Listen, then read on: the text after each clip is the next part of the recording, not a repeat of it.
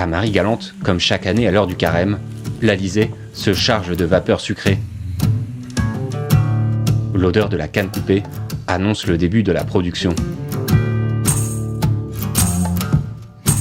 À la distillerie Biel, les machines se remettent à tourner pour une nouvelle saison.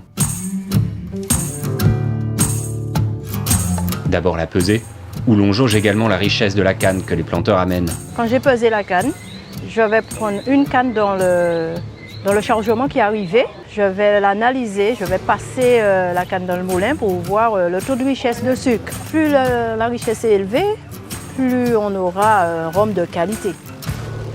À Marie-Galante, on trouve l'une des cannes les plus riches de la Caraïbe.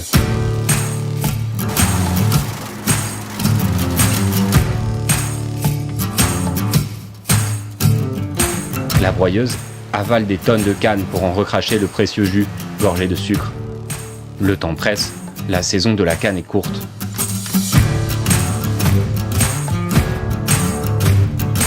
Puis le jus est acheminé dans ces cuves où la fermentation alcoolique fait son œuvre. Le vezou, le nom qu'on donne au jus, devient ici vin de canne. Le rhum, ça ne s'explique pas, c'est magique. Alors il faut laisser le temps. C'est l'esprit qui le fait. Moi, mon objectif, c'est prendre le vin, mettre dans les colonnes pour fabriquer l'alcool, pour récupérer l'alcool qui est dans le vin. Ce tour de passe-passe a lieu dans ces grandes colonnes en cuivre qui donnent leur goût inimitable au rhum des Antilles. À la sortie de la colonne, le distillat s'est débarrassé de toutes les impuretés. Il s'est chargé en arômes. Il titre à plus de 70 degrés. Pour en faire du rhum, on y adjoint l'eau des pluies de Marie-Galante. Audio Jungle.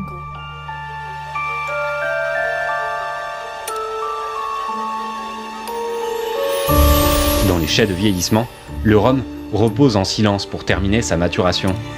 Certains sortiront jeunes et d'autres beaucoup plus vieux. Mais pour rester dans ces chais à la température élevée, le prix à payer est lourd. Arrivé entre 7 et 8 années, il ne faut pas oublier que sous le climat des tropiques, nous allons avoir environ 50% de pertes. Donc quand on va mettre 100 fûts aujourd'hui en vieillissement, on n'en aura plus que 50 entre 7 et 8 années plus tard. C'est ce qu'on appelle la part des anges. Donc les anges sont quand même bien nourris chez nous, mais c'est pas toujours intéressant parce que les barriques se vident et du coup l'évaporation est de plus en plus importante.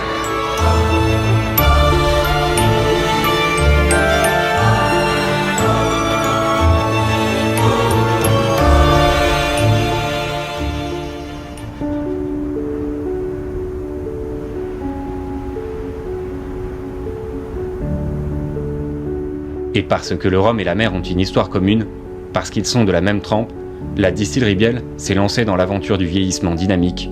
Faire vieillir le rhum sur un voilier en mouvement, dans un environnement salin, ballotté par la houle, sans repos, pour une cuvée à la singularité indéniable. Une autre saveur, une autre couleur d'abord, puisque le chêne lui a donné son tanin, et l'oxygénation de la mer et du grand large lui a donné des notes salines. Et on va dire que c'est un rhum qui a le goût du grand large, quoi. Dans les nuances d'un verre de rhum Biel, c'est le temps qu'on voit se refléter.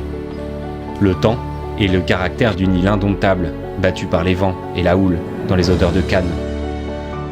À l'heure du carême et de la saison qui se termine, à Marie-Galante, où le soleil tombe à pic dans la mer, la distillerie Biel veille patiemment sur ses trésors.